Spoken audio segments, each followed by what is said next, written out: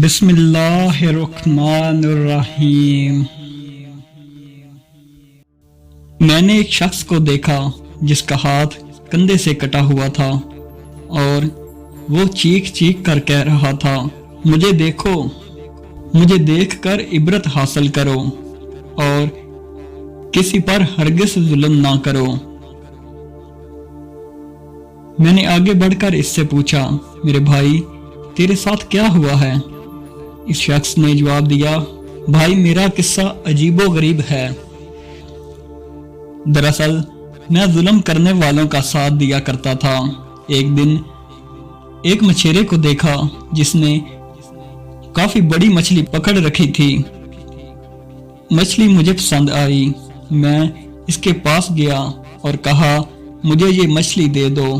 اس نے جواب دیا، میں یہ مچھلی تمہیں نہیں دے سکتا کیونکہ اسے فروخت کر کے اس کی قیمت سے مجھے اپنے بال بچوں کا پیٹ پالنا ہے۔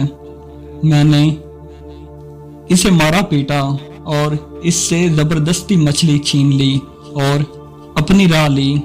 جس وقت میں مچھلی کو اٹھائے جا رہا تھا، اچانک مچھلی نے میرے انگوٹھے پر زور سے کاٹ لیا۔ میں مچھلی لے کر گھر آیا اور اسے ایک طرف رکھ دیا۔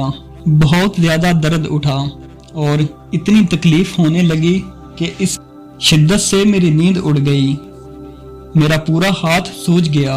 جب صبح ہوئی تو میں طبیب کے پاس آیا اور اس سے درد کی شکایت کی۔ طبیب نے کہا، سڑنا شروع ہو گیا ہے، لہذا بہتر ہے کہ اس کو کٹوا دو ورنہ پورا ہاتھ سڑ جائے گا۔ میں نے انگوٹھا کٹوا دیا، لیکن اس کے بعد ہاتھ سڑنا شروع ہوا اور درد کی شدت سے میں سخت بے چین ہو گیا اور سو نہ سکا۔ لوگوں نے مجھ سے کہا کہ ہتھیلی کٹوا دو۔ میں نے ایسا ہی کیا اور درد بڑھ کر کونی تک پہنچ گیا۔ میرا چین و نیند سب اڑ گئے اور میں درد کی شدت سے رونے اور فریاد کرنے لگا۔ ایک شخص نے مشورہ دیا کہ کونی سے ہاتھ الگ کر دو۔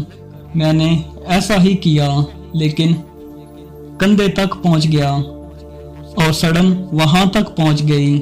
لوگوں نے کہا، اب تو پورا بازو کٹوانا پڑے گا ورنہ تکلیف پورے بدن میں پھیل جائے گی۔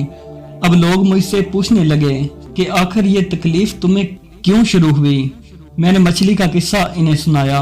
انہوں نے کہا کہ اگر تم شروع میں مچھلی والے کے پاس جا کر اس سے معافی مانگتے، اس کو راضی کر لیتے اور کسی صورت مچھلی کو اپنے لیے حلال کر لیتے تو تمہارا ہاتھ یوں کاٹا نہ جاتا۔